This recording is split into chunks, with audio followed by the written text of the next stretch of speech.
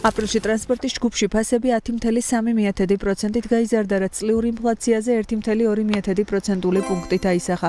სექსტატის აპრილის მონაცემებით სატრანსპორტო მომსახურება 9.2%-ით გაძვირდა.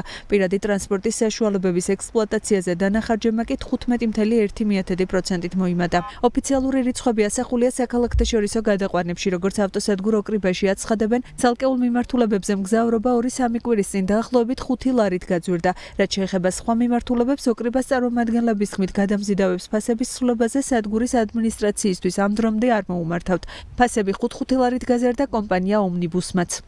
ფასების ზრდა გამოიწვია ზოგადად ქვეყანაში ინფლაციური ფონის მატებამ და ჩვენთან გაძვირდა როგორც საწვავი, ასევე გაძვირდა ზოგადი მომსახურებები. ანუ რასაც კომპანია იღებს მომსახურებას ტექნიკური უზრუნველყოფისთვის, ის მომსახურებები გაძვირდა. ყველა მიმართულებით გვაქვს ჩვენ 5 ლარიანი მატება, ზოგადად გაძვირდა ზუგდიდის მიმართულება და გაძვირდა აგრეთვე ბათუმის მიმართულება, სადაც ადრე თუ იყო 30 ლარი, გახდა 35 ლარი, თუ ადრე იყო 40 ლარი ბათუმის მიმართულებაზე გახდა ეხლა 45 ლარი. 5 ლარიანი მატება არ აბალანსებს ამ ზრდას, მაგრამ ამ ეტაპისთვის მინიმალური გავაკეთეთ ეს ზრდა, რომ შეგვენარჩუნებინა უბრალოდ ჩვენი ხარისხი.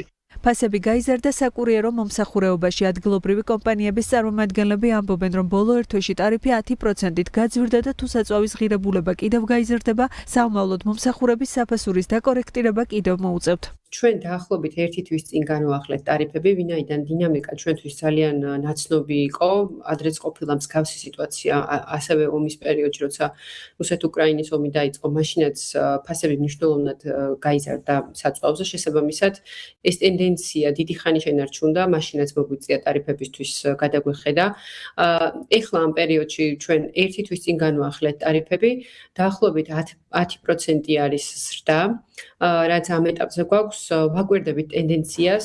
მომდევნო ერთვიან პერიოდში განიხილავენ ფასების ზრდას ტაქსის კომპანიებშიც. კომპანია რაშის დამფუძნებელი აცხადებს, რომ გაძვირებული სერვისის და საწვავის გამო სამომხმარებლო ტარიფი სავარაუდოდ 15%-მდე გაიზრდება.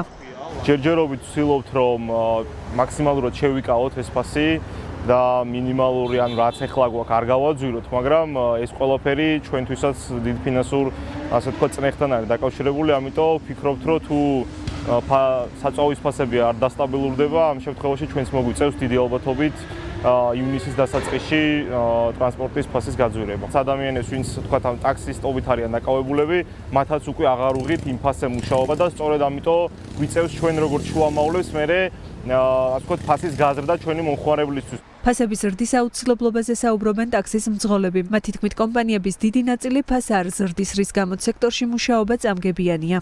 10-15 წლის უკან რო იყო ტარიფები, ხო იყო 3 ლარი 2 და 20, 3 და 25. იგივე ტარიფებია დღესაც.